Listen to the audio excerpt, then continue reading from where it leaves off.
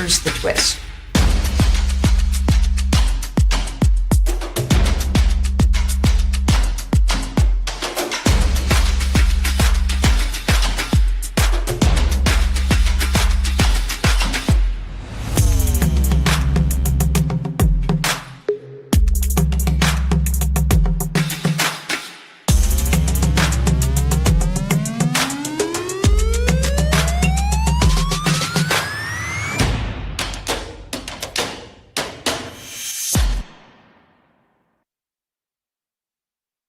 Introducing Axios co-founder, Mike Allen.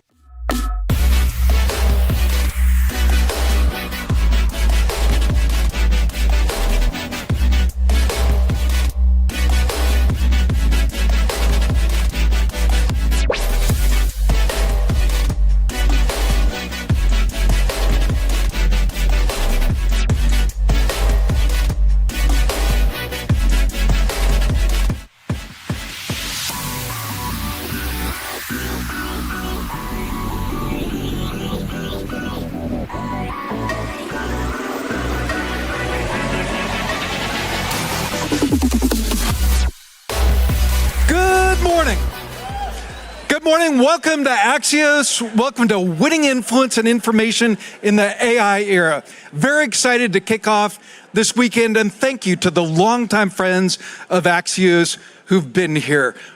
10 years ago, Axios was a whiteboard, didn't have a name, and we were next great media company at gmail.com, and lots of you were friends of us and been friends all along the way, so we're grateful.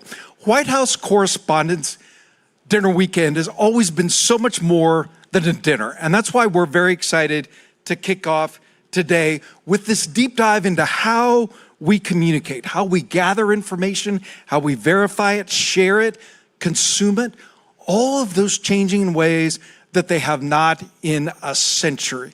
Once in a lifetime, once in a humanity change in all of those. And Axios is at the forefront of that coverage. We aim to be the most trustworthy, useful place for you day in and day out.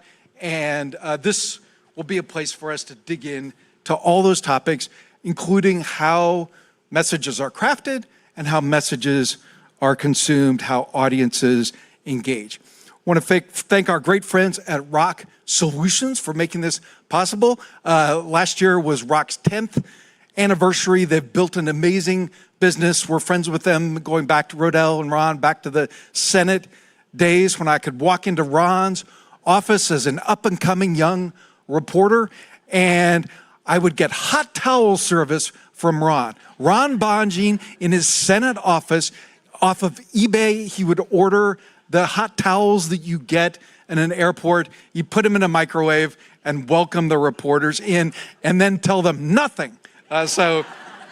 That was a fun thing. But thank you for Rock Solutions. You read about their polling this morning in Axios AM. We thank them for making this popular event possible. And we're also excited to be partnering with the Senate Press Secretaries Association, and we appreciate all that they do to make coverage possible and to make it possible for us to bring you each day the best version of the truth. We thank all of you who are joining us around the world virtually, and you can follow us along on social on hashtag Axios Events. And when the programming wraps, stick around, have a coffee, reconnect, continue the conversation. So I'll be back in a few minutes, but I just want to thank you for believing in Axios, for believing in people who can make you smarter, faster about what matters, for caring about the truth. And this is a weekend when we're going to celebrate that. Tom Rubin and I were chatting backstage about the importance of the First Amendment and keeping that front and center during this weekend. To get it started, I'm going to toss it to a friend of Chicago sports, a friend of Axios, from the Senate Press Secretaries Association, Kaylee Graveman. Welcome to Axios, Kaylee. Thank you so much. Thank you to the association. Good morning. Good morning. Good morning. Welcome, everyone. Thank you for being here. Thank you for Axios and Rock for hosting us as a way to kick off White House Correspondents' Dinner Weekend. I'm Kaylee. I'm the president of Senate Press Secretaries. We are the oldest, largest, and most active staff organization on Capitol Hill. We just returned from our trip in New York City. And in my free time, I moonlight as Senator John Thune's broadcast media advisor. Senate press secretaries is combined of the current and former Senate communicators, including the great Ron Bonjean. He is a esteemed alum. Our network spans beyond current congressional staff to almost every industry and every level of government, local, federal, and state. As AI takes center stage of policy discussions, we are looking to learn more about leveraging it, especially safely and securely.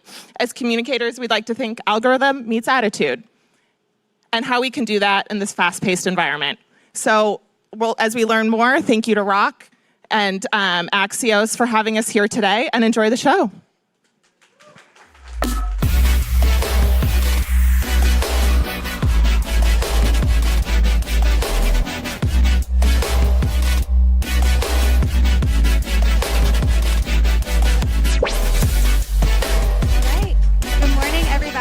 Thank you so much for being here. I'm Eleanor Hawkins. I am author of Axios Communicators, and I am so excited to welcome you to our big kickoff to what will be a long but fun weekend here alongside White House correspondents. Today we're talking about the intersection of communications, media, AI, policy, and there's no one better to start us off than Adam Collins, who is CCO of Reddit. Thank you for being here and joining us. Thank you for having me. You're supposed to set the expectations low, not high, though. So. Well, I want to talk about kind of the expectations. That's a good way to jump into it, because Reddit has kind of billed itself as the most human part of the internet. So how is Reddit showing up in this AI era? Yeah, I mean, I think to me, obviously we use AI in our work in a variety of different ways.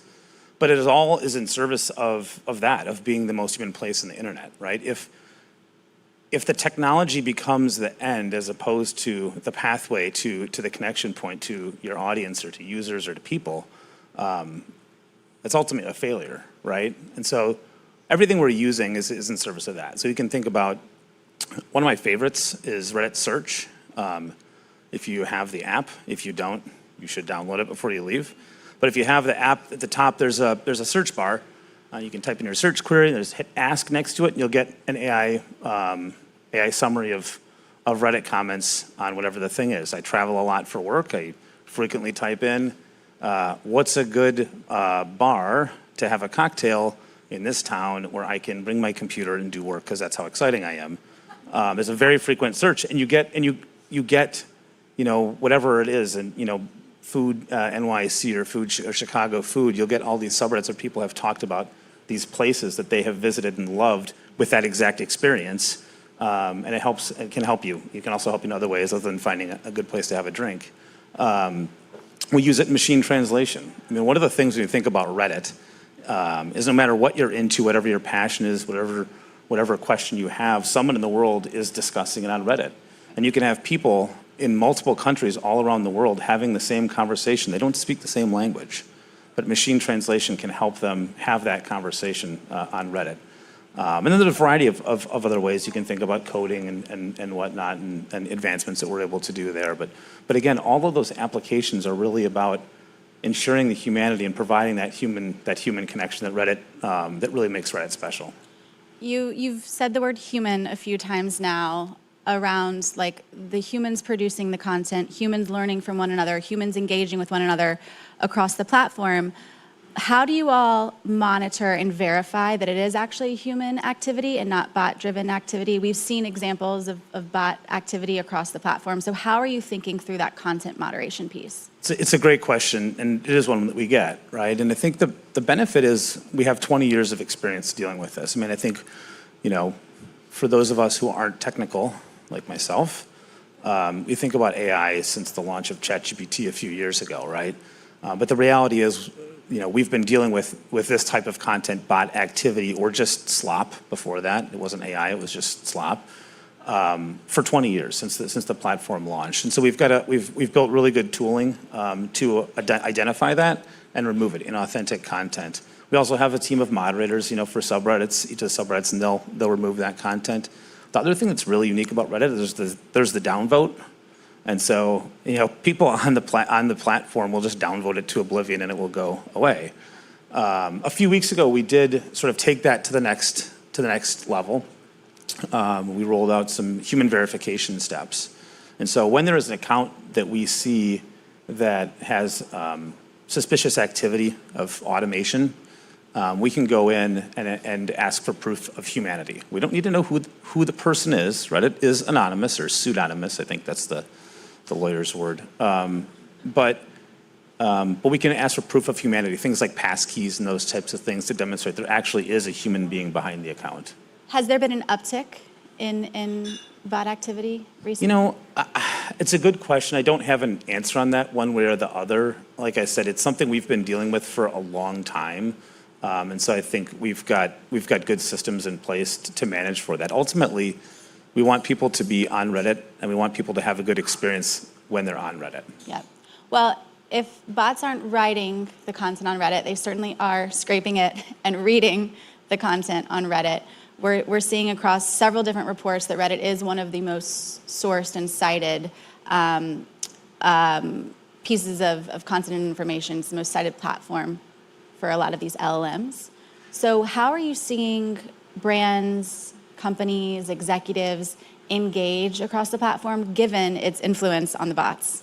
Yeah, we get this question all the time from companies. What is your Reddit strategy? What's basically? the Reddit strategy? Yeah. I think there's, look, the reality is the AI companies themselves don't know what the output of a prompt is going to be. And so I've seen agencies that will say, we have this way, we know, and we will sell you those, you do these things. The companies themselves don't know. So I would take that with a healthy dose of skepticism if someone tells you they do. We do know that Reddit is very popular. Depending on which study you look at, it's either the first, second, or third source for citations for LLMs. And that's because of the human content. These platforms want to train on authentic conversations between human beings. It's how they get tone of voice. It's also how they get the actual information itself and keep it timely and fresh. What we tell people is, don't just jump in. You should be on the platform. And when I mean you, I mean like if you're a comms person, if you're in business, if you're in media, you should be on the platform, understand how it functions, because it functions differently than other platforms, right? So that's like step one. Before you have a strategy, understand what you're getting yourself into. We do have free tools for businesses and for publishers as well. Reddit Pro can help you understand. It's like, I think of it like the world's largest focus group. Mm-hmm. And so use those tools, understand what conversations are happening on the platform, what trends you're seeing and those types of things. Those are really the first two places to start. From a company standpoint, advertising is how users expect to deal with companies and how they expect to see them. So that is sort of the next piece. Then what you're getting at is, how do I proactively show up in these communities? Right. And I think of that as like a 200 level course, right? And what I tell people is, it's pretty simple, be authentic and add value, right? If you're just coming in and spamming people and just pasting stuff, look at this thing, it's not gonna work, right? we were at this event last night and I went afterwards and had a sandwich at a bar. And there was a guy and he was walking around saying random things to everyone in the bar. No, he was not real popular in that establishment, right? So think about that. Think about Reddit like that. If you're showing just going up digitally in that way. Yeah, right? You're like, oh my gosh, So you don't want to have that vibe. Show up like a human being. Show up in the way that you would want someone to interact with you and add value to the user's day and the user's life. And if you do those two things, you're more likely than not, you're going to be successful. So what are some specific cases of this? Like what brands are showing up well? There are a couple, again, 200 level course, right? There are a couple that I think have done this really effectively. Sonos is a big example. They went through an update a couple of years ago. It did not go well. The r/Sonos subreddit was not a pretty warm environment towards the business. And they had a guy who was in customer service, and his name was Keith. And his username was Keith from Sonos. And he was active in the subreddit in a way that was actually adding value to consumers' days and customers' day and helping them navigate this. It wasn't easy. It wasn't, but over time, he really changed that. So much so they got a new CEO last summer, and the CEO posted in the subreddit on his first day and said, "I'm the new CEO. Just want to let you know I've been lurking and listening and appreciate the input that you all have had about our business." It's a great example. I think one of the most fun ones, there's a tree company in Austin. It's called Trees Amigos, which is just fun, right? But when there are storms in Austin, Texas, he will go in the Austin subreddit and he will provide advice about people's, trees and whatnot. He's not asking for their business. He's just helping people solve problems. As a result of that, he has gotten business, not because he's been out there pushing it, but because he's added value to users' days and people who live in Austin. So those are two. Go ahead. And it doesn't just stay on Reddit, right? Those conversations are now influencing search. They're influencing AI outputs. So it has a broader reach than just that community. Yeah. Yes, it does. But if you think about both of those cases, the intention was the community. Right? And so I think that's the way to really look at this, is like, how are you showing up well, and how are you helping people on the platform? And that will help you in multiple ways. If you have that perspective, it will be more beneficial than if you go into it trying to figure out how you're going to hack something. Are AMAs still a thing? AMAs are most definitely still a thing. We're kind of doing one now. We are This is kind of live. doing one now. I want to talk about your team and how your team is using AI in their everyday workflows. What can you share about AI integration across your comms function? Yeah, it's really wild. I worked in politics for a long time. I assume most people here did as well. And if you think about 5 years ago, if you wanted information on public sentiment on a regulatory issue or a bill or something that was moving, you had to do one of two things. You had to commission your own survey, or you had to go figure out what the most recent one or two were, and then you had to go figure out if you could get the crosstabs and go back and pour through the stuff. And now you can go into ChatGPT and say, what are the public surveys that are available in this time frame on this issue? What are the trends? How do those trends overlap with events that may have impacted that? And it spits it out in like 30 seconds. And you can still pull up the crosstabs and geek out on all that stuff, but it is really incredible from something like that. Obviously, we also use it for editing. We use it for listening and trends and those types of things. I think for me that the thing though is, for those of us in communications or media or business or pretty much anyone, politics, it goes back to what I was getting at the beginning, right? If the technology cannot be the purpose, it's the pathway. Our job is ultimately about people. Our job is to influence people, to drive understanding, to drive perception, to drive action.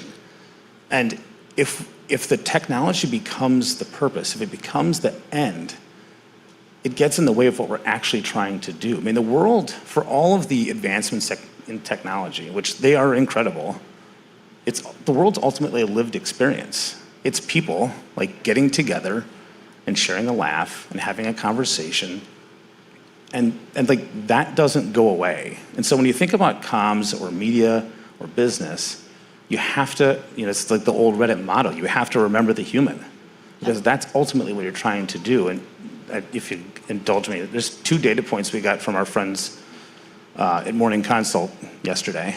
So kudos to them, shout out.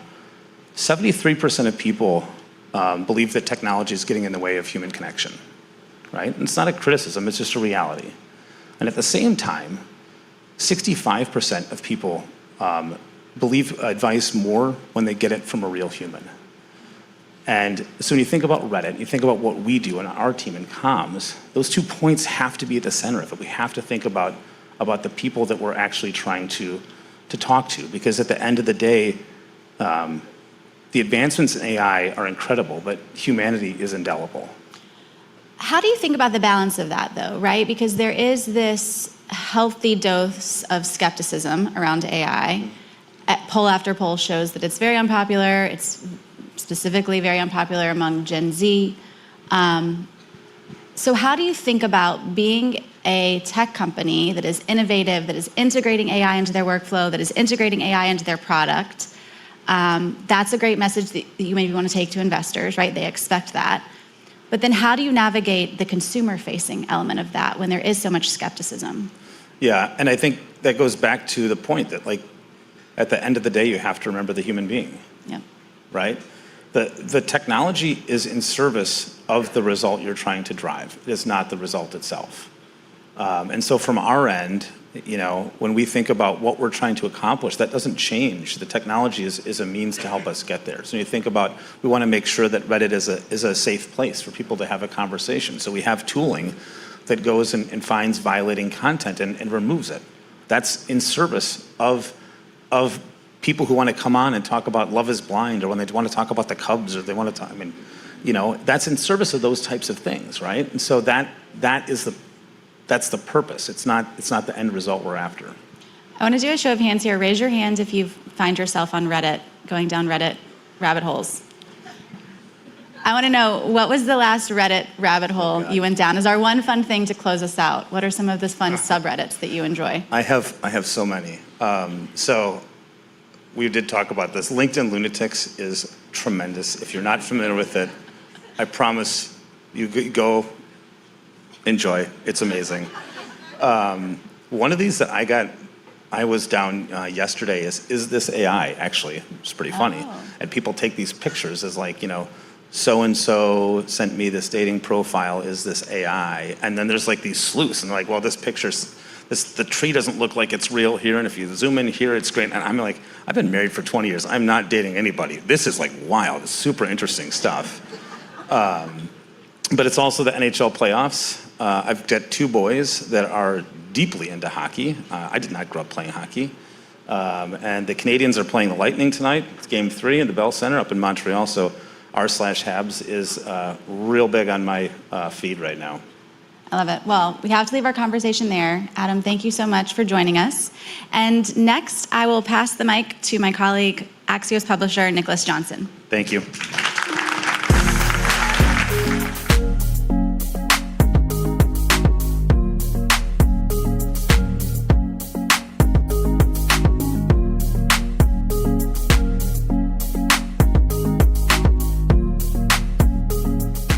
Up next, our View from the Top moderator, Axios publisher, Nicholas Johnston. Everyone. I'm Nicholas Johnston. I'm the publisher of Axios. Thank you so much for being here today. I want to give a huge shout out to Eleanor Hawkins and what she has built at Axios. We had an idea for an interesting product and hired her, and what she has accomplished is absolutely extraordinary. It's a testament, I think, to the standing room only crowd here on a beautiful spring morning to what Eleanor has built. So huge thanks to Eleanor. Huge thanks to all of you for showing up and being a part of this awesome community. So welcome for these great conversations. So today's event is probably my most favorite of the year. Like, I love all my children equally, but this one is one of the best, not just because it is the official kickoff of summer suit season here on the stage at Axios Live, but I get to hang out with two of my oldest friends in Washington. Years and years ago, when I was a Hill reporter starting out, the next two guests were comm staff on the House and Senate side, on both sides of the aisle. And so it's a lot of fun to keep up with them all these years. And so a huge thanks to Ron and Rodell of Rock Solutions for making today possible and supporting us for third year in a row. And so I'm very excited to welcome to the stage for a View from the Top conversation. The co-founders and partners of Rock Solutions, Ron Bonjean and Rodell Molyneux. Ron and Rodell, welcome back to the Axios stage.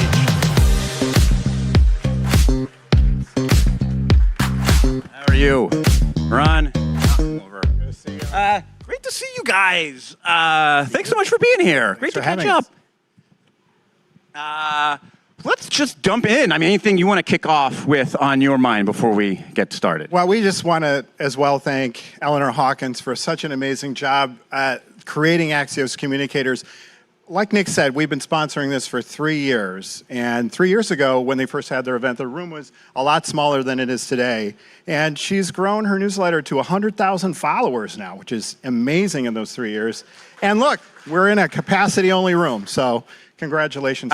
So let's jump into it. We had Eleanor on stage here with the executive from Reddit. Let's start with you, Ron. Like, anything jump out at you from that conversation? And like, give us a sense of why, in your mind, Reddit matters. Yeah, Reddit matters because, like our previous speaker said, it is the ultimate focus group. So we actually have an AI practice led by our data and insights team that tracks Reddit, that helps companies track Reddit, track these subreddits, threads that are going on. So we have, it's an amazing service. I mean, it has to be part of, it seems like a comm strategy now, because that's where conversations are going. And I think, as we mentioned on stage, it's also what the robots are reading too, like what AI draws from. Yeah, no, that's what's so great about it, is that it tracks the conversations that are going on and it does everything. It's automatic. So if your brand is talked about, it will pop up. It tracks the most influential users in subreddit threads.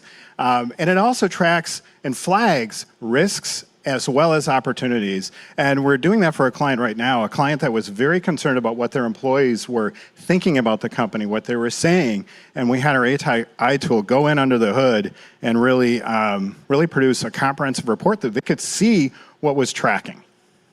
You two come bearing gifts today. Rock just did some surveys. I think saw some of the data Mike used in AM today. Riddell, give me the top line of what you, actually give me like the thinking behind what you went onto the field to find out as part of this survey. Well, I think the top line is that corporate America might find themselves on a lifeboat by themselves after this election, with both Democrats and Republicans looking at them regarding rising prices. But going to why we did this in the first place. So over the last month or so, I think there's been a narrative that has taken hold here in Washington, D.C. about what would happen, presumably, if Democrats take over the House and then maybe even the Senate, as it pertains to corporate America. And it was to hold them accountable for their coziness to the Trump administration, giving to the ballroom, inauguration, so on and so forth. And we thought that there might be a disconnect between what people were saying here in Washington, D.C. and what voters were thinking. As it turns out, we were right. Voters are not very happy with the administration, with those that are in charge. They're not very happy with corporate America, but it has nothing to do with who they gave to. They're upset because prices are high. They're upset because they're looking at record layoffs, and they're upset because they are in fear of job displacement because of AI. So there are some policy issues that corporate America is going to have to face, and it really has nothing to do with, who's pals with President Trump. So let's dig into what that might mean, like on both sides of the aisle. Okay, Rodell, you take the Democratic answer first. Like, okay, if we have a Democratic House and possibly even Democratic Senate, what are they going to do? What does that mean for corporations? Well, I think it's interesting because, the survey was in Mike's newsletter this morning, but the first thing in the newsletter, and I thought this was interesting, was there was a piece about the impeachment crowd on the Democratic side. Should they take over, and should they try to impeach on the first day? And listen, I think that it's interesting. Democrats are going to have to decide whether or not they want to look at small p politics, sticking the administration, throwing red meat to their base, or whether or not they want to look at some larger policy issues that the American people truly want them to look at. And you can't do both. I guess you can, but there are some things that would probably lead to them keeping their majority longer.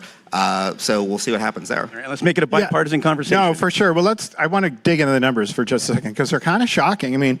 It's not surprising that on this number that the voters that we surveyed, 73% are blaming President Trump and the administration for the high prices. Okay, we get that. But at the same time, 73%, an equal percentage, is blaming corporations for those high prices. That is a huge number. So should Democrats take over, at least the House of Representatives, we could anticipate seeing corporate America in the crosshairs, because Republicans, from the Republican side, they're not married up with corporate America anymore. There's much more of a disconnect and a populist fervor that's happening, and they're not going to want to be left out in the. Don't expect a Republican minority to run interference for corporations. Yeah, that's exactly right. The numbers are astounding. We just got it, well, then let's translate to folks in the room. Like, if there are folks from corporate America here who are trying to wonder, like, what's the playbook they should be building for the next Congress? What's your advice to them? I'll start with, Don't give them, like, the good stuff. You can give them the free stuff. Okay, the free, yeah. The first hits for free. First, I think they're going to, pick your poison. Would you rather be hauled up in front of Congress to talk about whether or not you're cozy with administration, or do you want to talk about why your company has record profits while at the same point in time prices have gone up? Why is my box of cereal cost twice as much, and why is it a quarter smaller than it was a year and a half ago? I think that is a harder discussion to have with both Democrats and Republicans than actually the coziness of the Trump administration.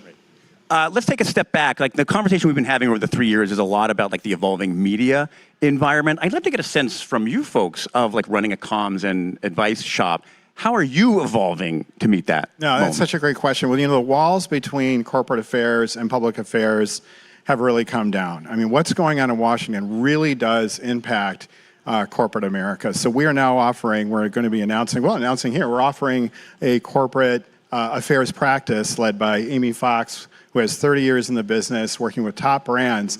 Because really, corporate affairs is at the intersection of reputation, of business objectives, and of policy. It's all bleeding into one, and the C-suite cares a lot about it. No longer is the CEO just flying in for one time a year to say hi to their DC office. They're here all the time. There are a lot of people in this room that come to White House Correspondents' Dinner from corporate America just to make sure they're checking in, and it's a growing practice. We're really excited about it. We're about to get the hook here, but I also want to end on one fun thing. So one of you I will not be seeing at parties tomorrow.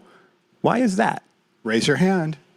So the takeaway of this is that, when you're in a young and scrappy firm, I need a scheduler is what I need. I will be going to White House Correspondents West, which means that within, I think, about 30 minutes from now, I'm leaving here and getting on a plane to go to Las Vegas. Wait, but what are you going to do, Rodell? Yeah, come on. I'm going to be with the regular people.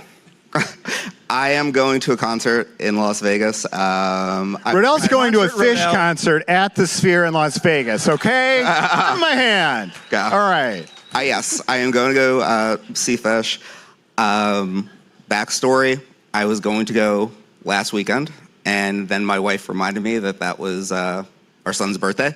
So bad. So I decided not to. I need a scheduler, folks. And then I decided to go this way. I talked to our chief business officer, Ashley, because I didn't want to make the same mistake twice. And I said, Ashley, when is White House Correspondents Weekend? You're throwing her under the bus now. And she said, no, I'm not throwing her under the bus. This is my fault. I said, when is White House Correspondents Weekend? And she said it's the last weekend in April, and I thought that was next weekend. So I am sorry to not see all of the beautiful people, but I think that there are correlations between seeing Fish at the Sphere and White House Correspondents. Right. Rodell, have a safe trip. Have fun. Ron, I'll see you. I'll see you at all the things tomorrow. Great catching up with you. Huge thanks to Rock Solutions for making today. Thank you. Thank you to Axios, to Mike Allen, Jim Van Dyke, everyone. Thank you, Nick. Jacqueline Cameron. Fantastic. Stick around. Sarah Fisher is up next.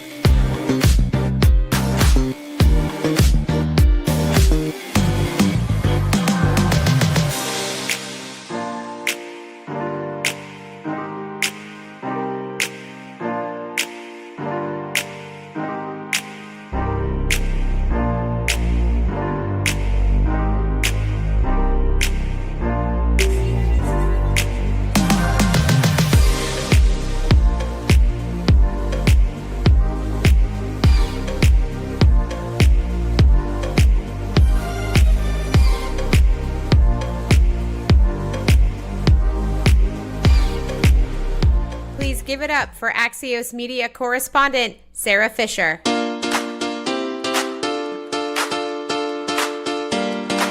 Hi, everyone. Thank you so much for joining us to kick off White House Correspondents' Dinner Weekend 2026. We are so thrilled to have you. And in case you don't follow us already, make sure you sign up for all Axios newsletters, including mine, Axios Media Trends, at axios.com/newsletters. And now on to the main event. Our next guest is someone who really needs no introduction. She is a titan in television. She has so much experience on the production side as a huge producer at CNN, then moving over to MSNBC, and now she joins as president of MS Now. Please give it up for Rebecca Cutler.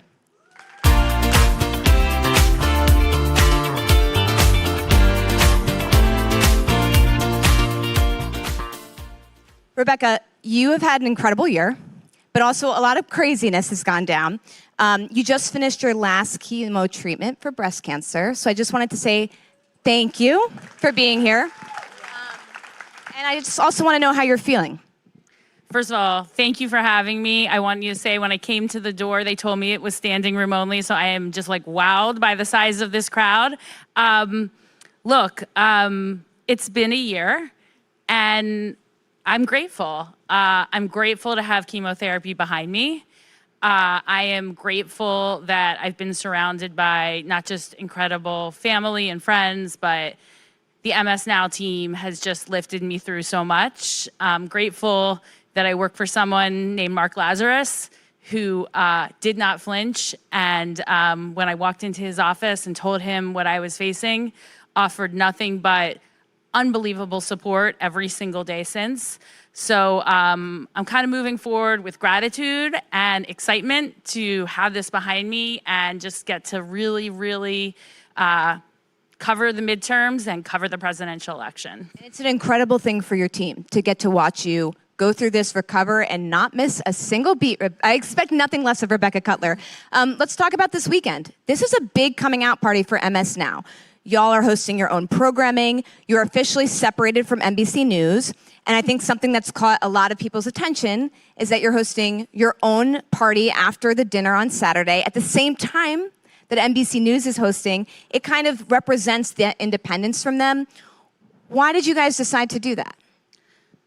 So first of all, I need to take myself back to my younger days in DC. I knew Sarah when I was a young person, and one of the hottest tickets in town, a ticket I couldn't get myself, was a ticket into the MSNBC party where Rachel Maddow was a bartender. And so I would love nothing more than to take that energy and move it forward as we establish ourselves as MS Now. And that is the thinking behind this event. It's going to be in DuPont, just a few steps away from the dinner. And we are really, really excited. We have a few surprises up our sleeves. But I spent the last few years getting to attend the NBC party. They did a phenomenal job. I'm sure they will do a phenomenal job again this year. From my perspective, more is more. More is more in having great newsrooms and great journalism. And for this weekend, more is more in having great parties. And I feel like that's the theme with MS Now. When you separated from NBC News, and by the way, for those of you who are not familiar, MS Now is part of a bigger company now called Versant, and it's publicly traded.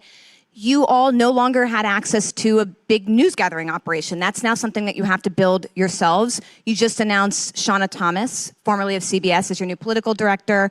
Talk to me about building that news gathering operation. How far along are you in that process?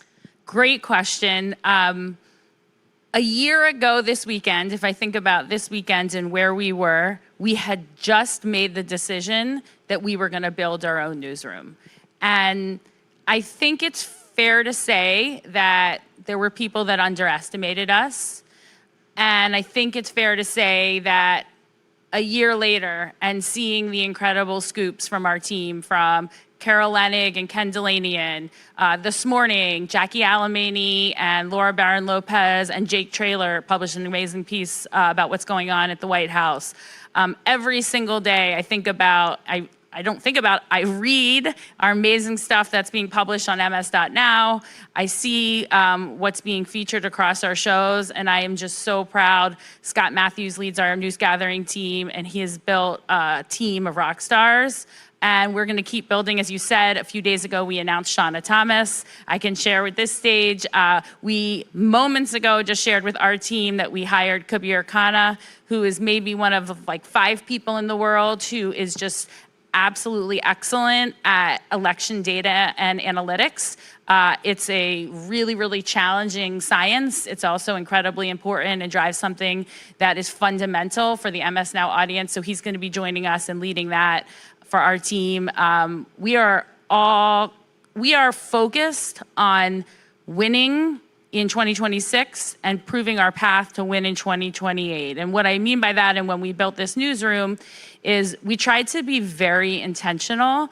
We didn't build a newsroom for everything. That's not what our audience wants, and frankly, there's a lot of newsrooms like that out there already. So what we decided was, let's build a newsroom that has a lot of intentional focus on what our audience is telling us they care about the most. And that includes, first and foremost, politics, policy, and everything that drives elections in America. So we've put a huge amount of investment into our White House team, our Congress team, justice, legal, basically what happens in this city. And then we've built a terrific team in New York that's spreading out, covering the country, and we have a small team in LA and London. So thinking about building this out, I know Versant said that they've added 1,000 jobs. How many of those 1,000 have gone to MS? How many have you hired? A lot. I'm not good at math. That's why I went into this job. Look, we have hired in news gathering, we've hired maybe 100 to 150 journalists. Wow. We're not done. But now we're to the phase where we're trying to be really targeted. So, phase one was, let's just stand ourselves up. Let's make sure we're operating 24/7 and have the basics covered. Now we're in phase two, where we feel really proud of what we've built, and we've set aside resources to say, where do we need to make incremental investments to over-deliver for our audience in the places that they are telling us they want more. A good example, we just hired J.M. Rieger from the Washington Post. He creates videos that tell stories in ways that words don't. It kind of he gives us the receipts, and those videos get several million views. So that's we didn't have that. We had people doing some of that, but we didn't have that level of expertise, and that was a strategic ad that we made in the last month. Let's talk about product. Yeah. So MSNBC, as you were formerly called, primarily a cable network, not a lot of investment in digital. MS Now, I know you're thinking a lot more about digital. What's the plan to get people who watch on cable, tend to be older audiences, invested in some of your digital products, including your upcoming subscription? Yeah, great question. So I think about it a little differently, and my thinking has evolved, frankly, over the years as audience habits have evolved. So when we think about our upcoming D2C product, we think about really two groups of fans. We have our current group of what we call our super fans. MS has several million people who are engaging with us 9 hours a week. That's a very high number for linear television. Those are our super fans, and we want to over-deliver for them with this product. We want to give them more engagement and more community. And that's fantastic. But we have many million more fans that I like to call our future fans. So they are currently consuming our content in spaces that are not linear television. I'll just give you one little factoid. On YouTube, NBC News, CBS News, and ABC News combined have less views than MS Now. So we've built a very, very large audience on a platform like YouTube. We've also built a large audience on TikTok.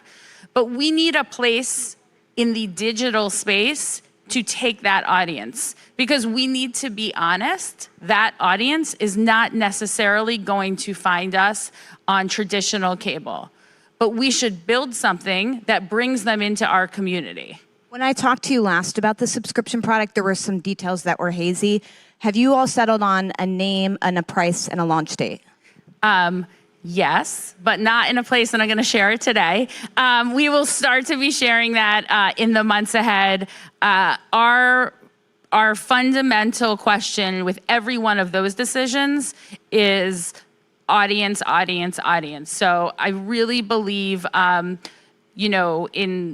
the newsroom when I first grew up and, for decades, it's been a little bit of a newsroom tells audience what to do. And I think that's not the current model. What I've really tried to do is work with our team. We have an incredible research department and say, audience, you come and collaborate with us. What are you telling us you want? And then what can we create that responds to that community need? What are they telling you they want?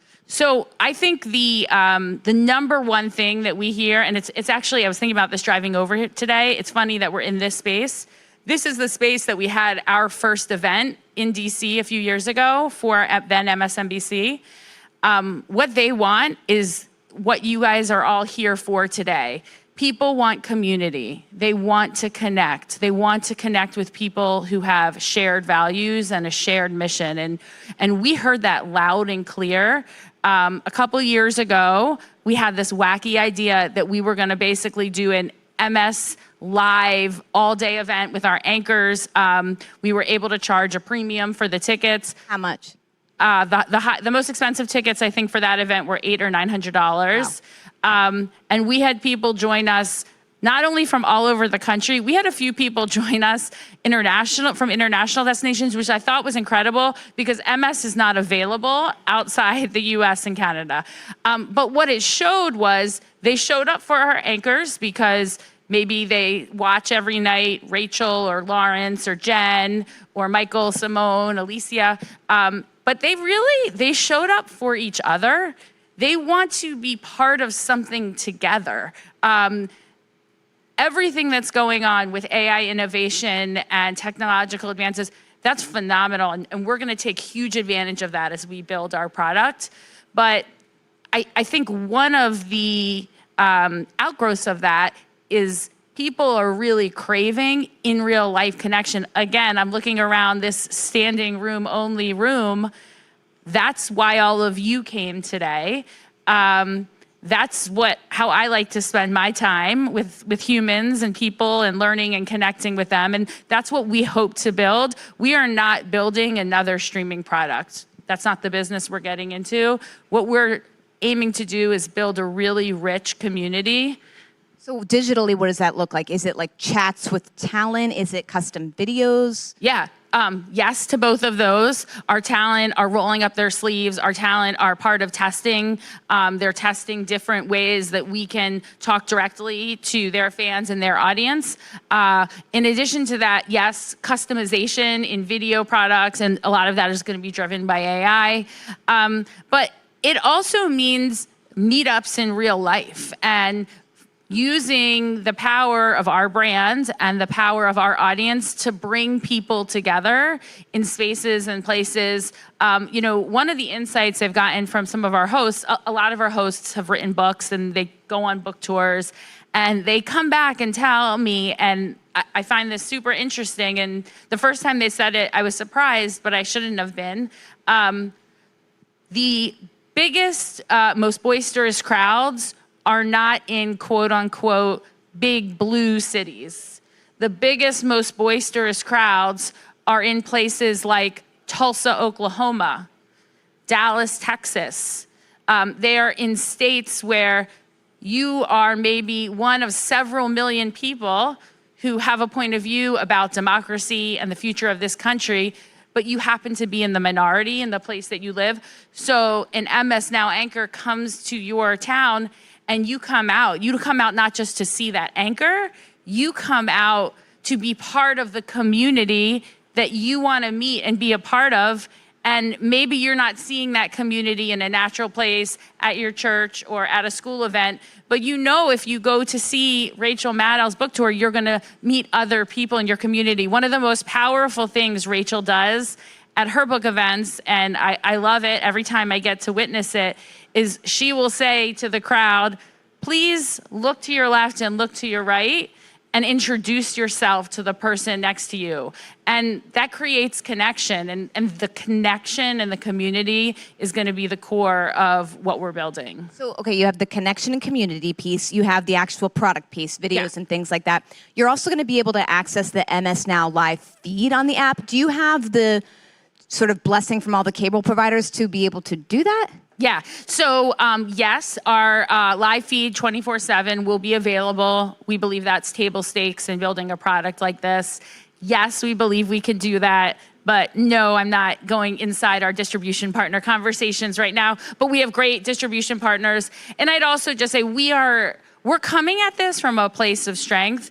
MS Now is the #2 most watched channel in cable in the United States. So, I think sometimes we get lost in kind of like micro trends and things that might be happening way off in the distance. We have a very large, very sustained audience. So we believe we have a very large, for the marketers in the room, a top of funnel that we'll be able to use to bring people in. Let's talk about the talent, because Yeah. you mentioned Rachel Maddow and a few others. One of the challenges I think a lot of cable news networks face is that they have become very talent forward as opposed to brand led. Something that I've been told about you is that you've done a good job of reining in some of that talent and making them understand they're part of a bigger mission. How are you thinking about further reining them in so that they understand that this is a bigger MS Now initiative? Yeah. So first, I just want to say I'm not looking to rein in anyone. I'll say a few things. Number one, I'm obsessed with the news. I love the news. I watch it many, many hours of the day. And usually when I'm watching it, I'm also reading our content online. So I have thoughts and I have notes and I give them in a direct and candid way. I think that's healthy. I think in a healthy newsroom, you're having an open conversation about story selection, you're having an open conversation about story approach, all of that. That being said, the last thing I want to do is homogenize MS Now. One of the things that makes MS Now so dynamic and such a really phenomenal brand is that I can wake up in the morning and watch what Joe and Mika have to say about a story, and then watch what Nicole has to say about that exact same story in the afternoon, and then watch what Jen says about it a few hours later, and they will have very distinct points of view, sometimes very much an opposite of each other. That makes us stronger. So there's nothing I want to do that is to homogenize what we do, but I do believe from the anchors to the interns, we all need to be rowing in the same direction. We need a shared culture and shared values, and that will make us stronger. You did a lot to sort of reorganize the lineups. First, when you did that last year, there was some feedback around those changes. Then you just announced some new changes the other day. Stephanie Rule, for example, is moving up to 9 a.m. when markets open. Are we done finagling with the lineup, or are there more major changes to come? Well, we're never done. We can always, I wouldn't be doing my job if I wasn't waking up every day saying, how can we be even better? That being said, I'm really thrilled with the lineup we have, and we're going to be rolling out a few changes. Since our rebrand, so we rebranded from MSNBC to MS Now in November, there were skeptics that the audience would come. I will admit in private, in my moments, I had my own little tremors, but I will say I was pretty confident because I've seen the connection between the audience and our anchors, and I knew a change of a few letters was not going to keep the fans away from Lawrence O'Donnell. So since that rebrand, we are up double digits across all day parts. So will there be more changes? Yeah, maybe at some point, but am I pretty freaking happy about where we are now? Yeah. As you should be. As you said, the Yeah. ratings are up. Final question. We have just a few seconds. Just want to get into your head. We like to end on one fun thing at Axios. What's the craziest thing you've ever produced? So I'll tell you about one experience I had that I come back to over and over again. There was a series of time, maybe now almost 15 years ago, when there was an outbreak of terrible tornadoes in the U.S. And at that time, I was a field producer with our morning anchor team. So I would go out. Usually we would dispatch in the middle of the night to be there for the 6 a.m. Show and come up in a town that was just simply devastated. And one of those was Greensburg, Kansas, which I think there have been a few documentaries about it since. I mean, it was just wiped out.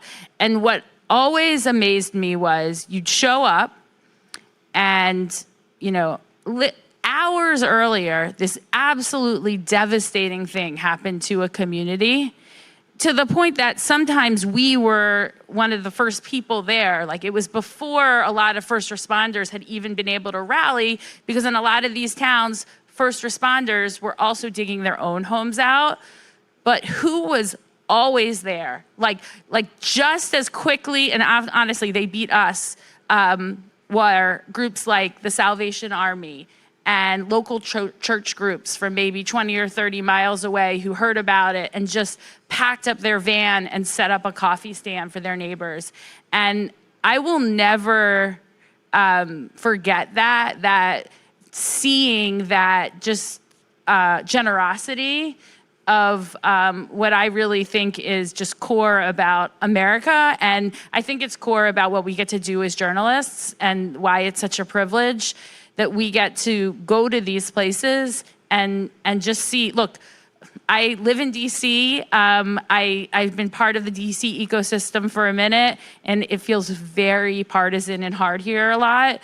And that's when I like to return in my head to scenes like what I saw in Greensburg, because that reminds me kind of the privilege and the purpose of what we're doing. And it speaks to the fact that you're building out your own news gathering operation, that maybe one day you can do some of that stuff.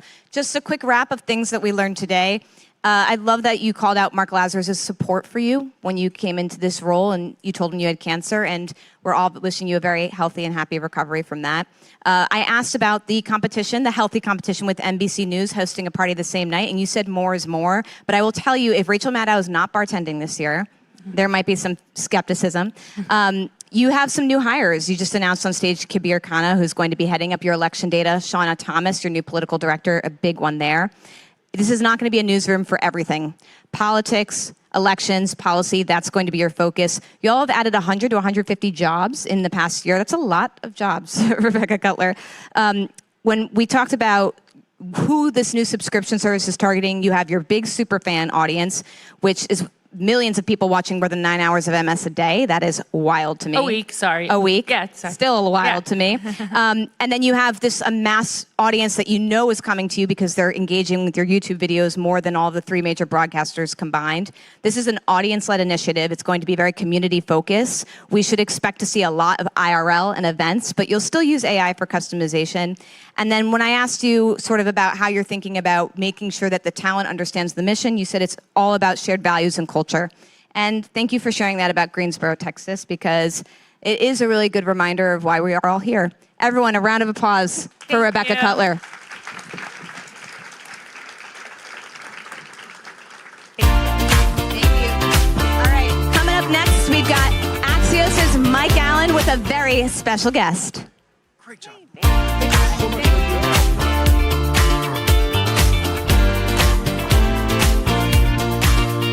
Welcoming back to the stage, Mike Allen. Thank you very much, Sarah and Rebecca.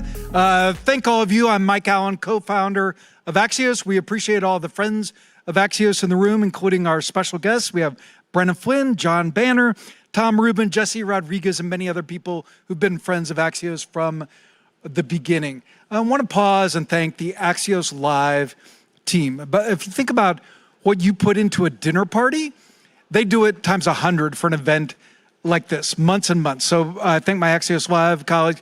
Rock Solutions, you saw them on stage. Thank you for this annual tradition, which people really look forward to. And thank all of you, our amazing Axios audience, both here and around the world.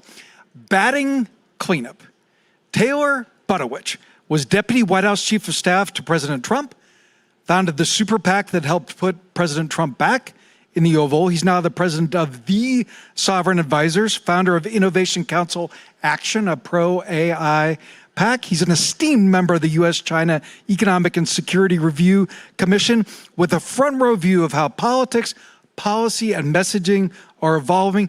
The pride of Sacramento, Commissioner Taylor Budowich. Welcome to Axios. So Taylor, we were out on the road together during the 2020 campaign. Even had Don Jr. in Oshkosh for Axios on HBO. You went home back to Sacramento. You were innocently building a consulting firm in Sacramento, and your phone rang. What happened? Well, I thought I was going to be the Trump guy in California and stop traveling all over the place, kind of settle down, maybe start a family. And I got a call from Susie Wiles saying, "Do you want to run communications for Donald Trump?" And I said, Susie, I think you got the wrong phone number. But from there, I commuted back and forth from Sacramento to Palm Beach or Bedminster. Susie and I would tag team week on, week off, and got to help put together a team and a process that put President Trump back in the White House. Now, people in this room very interested in communications, how it's changing. We said at the top that the way that our realities are shaped, the way that we get and process information is changing in ways that it is not in a century. One of the tectonic plates that you're, Jim, and I talking a lot about. Taylor, what does matter? When consultants, when your clients come to you and say, what breaks through? How do I reach the different shards of glass in the media ecosystem? What does matter? I think it's as simple as just brand and consistency. Brand and consistency, so let's break them down. So a lot of, whether it's companies or politicians, get lost in the noise of social media, of cable news, and they get lost from what their brand actually is, what their candidate actually is saying, what their purpose actually is. And it's one of the things that I think that makes Donald Trump special in this case is he embraces his brand. He understands what it is. I'm sorry, he embraces his brand. Yeah, okay. He embraces his brand and understands what it is and can separate the noise from what matters. And I think a lot of us get lost in scrolling Twitter, obsessed with cable news, and believe that's the world that the rest of America sees. And it's just not the case. And sometimes, I mean, one of the reasons why, while working for the president and commuting back and forth, I loved being in Sacramento. It was just a much different environment, allow you to see how information, what actually matters to people, what gets out of the bubble and into the communities. Something that I think communicators often miss from the cocktail parties and everything. We talk about the same things. And we think everyone knows everything we're talking about because it's so important to us. We read every newsletter, we see every report, and a very small fraction of that gets to people who care more about getting their kid to soccer practice or doing or getting a promotion or whatever it may be. And so the things that I think it's important to focus on is, what is your brand? And is there an event that is undermining your brand, contrasting with your brand? And if there is, that's something that's worthwhile to address and tackle. But if it's the noise out there from, the Twitter account with 2 followers and 7 impressions, it's probably not something to get hyped up. However, I know a lot of CEOs and a lot of principals do like to get hyped up by it. And a lot of your colleagues and former colleagues. Taylor, there's one topic that as I travel the country, travel the world, every single CEO, every single world leader, and therefore every intelligence service in the world is focused on one question, and that is, how does Donald Trump think? How does he make decisions? When you were trying to persuade the president to do something or not do something, what moves the president? Help us understand how he makes decisions. So I used to ask myself this question. In 2021, when I was commuting back and forth, I was 31, 32 at the time. And I said, what is a 31-year-old supposed to tell the billionaire business leader, 76-year-old elected president? And I kind of just came down to just tell them the truth. And one of the things that a lot of business leaders, the mistake that they make in dealing with President Trump is they believe their own BS. I love when I read Donald Trump surrounds himself by people who just tell him yes. Like, who are these people? And a good example, last year, there was an issue that a lot of business leaders were frustrated by. And so they were coming in, and one of them asked me, what should I tell them? How should I position this issue? I said, just tell them the truth. What is your truth? And he believes that there was something very bad was going to happen. So we get into the Oval Office, and the president says, so what's your issue? Tell me. He goes, everything's great, sir. And I look at him like, everything's great. You were just saying like there was a cataclysmic event about to happen, and now we're here. Granted, there is nothing more intimidating than the Oval Office, the resolute desk. Well, Taylor, you're pointing to a very real problem, and that is that the president, if we're in a bubble in a DC, the president's in a bubble times 100. How do you get reality into that bubble? Well, I mean, he is hungry for it. You read the reports. He works the phones like no other. He works harder than no other. Let's dive in on that. Yep. The president, Barack Ravid from Axios is among the president's phone friends. Reporters call the president, and he answers and he talks. Must be a nightmare for the staff. Why does he do that? How did that come about? Well, Donald Trump, and I think he's right, he is his best spokesperson. He is the communications director of the White House. And, one of the things that was different this time around is we tried to build a press and communications operation around him. Caroline Leavitt, when she first came to MAGA Inc., the super PAC, one of the toughest things about being out there in support of the president is, from a super PAC standpoint, is you can't talk to him. And you don't get to the luxury of saying, hey, I'm about to go on TV to talk about this issue.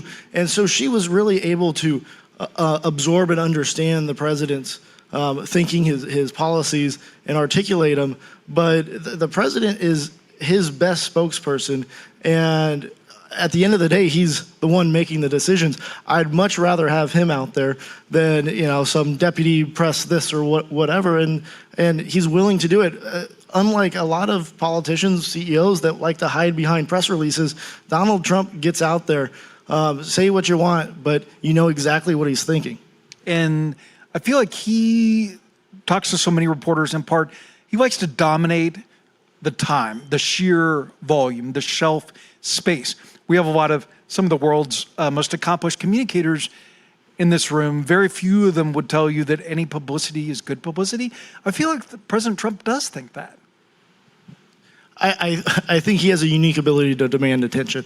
And I think anyone that can do 4 or 5 press conferences in one day on 4 or 5 different topics, it is a unique phenomenon that I don't know that any communication, I don't care how good you are, you haven't experienced before. So a lot of it is trusting the process and buckling down and holding on because you're along for the ride. Taylor, our event today is winning in the AI era. I mentioned at the top, you're working in the AI space, advising people. Take us inside your view of A, how AI is changing the job of a communicator, and B, if you're pro AI, as your clients are, what should they be thinking about? How can they be breaking through in this moment when there's tons of skepticism? One of the biggest things I think AI suffers from is the geniuses, as the president would call them, the geniuses out there that have been building for the last several decades, the companies that you never used to know. NVIDIA is a great example of it. No one knew, people thought NVIDIA was like a gaming system that, with the chips. But these CEOs, these founders have been building for decades and not communicating. And they've come into a scenario where AI is now not just a dominant political conversation, but a dominant global conversation affecting the lives of every single person. And so as they sometimes will sit on stages like this and think out loud about the future and the technological advances, lose sight sometimes of how it is going to impact an average American, and sometimes think as engineers and not truly as communicators, and sometimes articulate out loud their greatest and deepest fears, and not the opportunities and outcomes that this technology can make possible. We talk a lot about jobs, and less about all the healthcare advancements that are being brought because of AI. And there's a lot of fears about jobs, but also, today there was a journal report that hiring college graduates has increased over the last year. And last year they were saying that it was going to wipe it out. And so there's a lot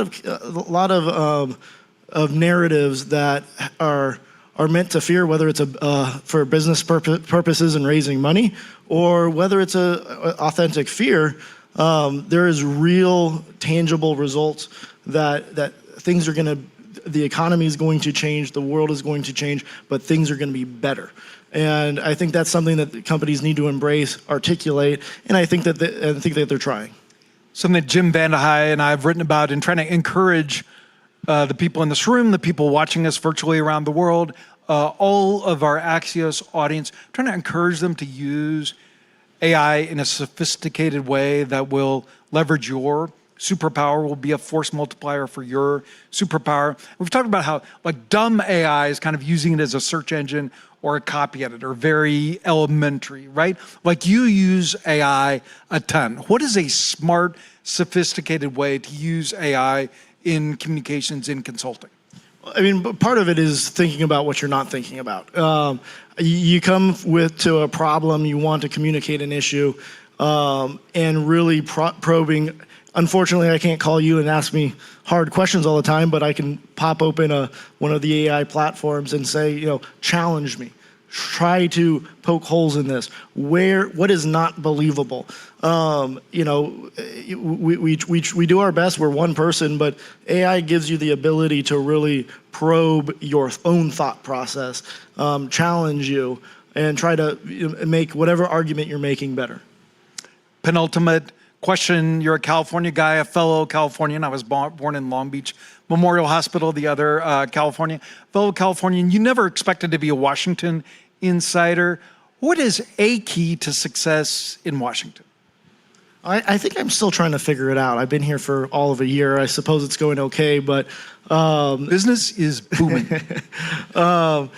No, look, I've always believed in anything. You do as good as job you can at the job that's in front of you. I've been blessed to have the opportunity to work in the White House in the West Wing. I did my best during that period of time, and now have the opportunity to be a part of some very big issues, and trying to work to advance those issues the best we can. But I don't know that there's a special key, but I try to be a good person and work hard. Let's go one layer deeper on that. What is a quality that you found works, or that you have noticed in other successful people? You're a student of leadership, of power, whether it's Susie Wiles, who's going to be one of the most studied leaders of our lifetime. What have you learned from a superior Washington leader operator? They're paranoid. In many ways that DC's a neat place. You wake up. I would get to the office around 7 a.m. and on my drive there would be people running and rowing and doing all these activities. It's a unique place in that there's people that are driven to accomplish something, and they're paranoid that somebody else is working harder than they are, probably because it's true. And so the paranoia that many DC people have, I think, is what drives them to succeed. In trying to do basically an MRI, a brain scan of this West Wing, helping our audience understand how it works, how it thinks, used a phrase when we were chatting, dissension moments. Tell me how those work and how they're part of this West Wing ecosystem. Can you define that? Dissension moments, the way that this West Wing works differently from the first one? The people feel heard. So there's actually a Axios story probably back in 2019, maybe even earlier than that, written by a young man named Jonathan Swan, detailing a interview with a Obama chief of staff. And the point that he made, why they were so united, the West Wing was so united, is there was dissension, there was varying viewpoints, but they all felt heard. They were all in the room. They got to make their case. I think one of the if you ask Susie Wiles what her superpower is, she'll say her team. But I think her real superpower is her humility but self-confidence in allowing people to make their case, whether she agrees with it or not, and be heard.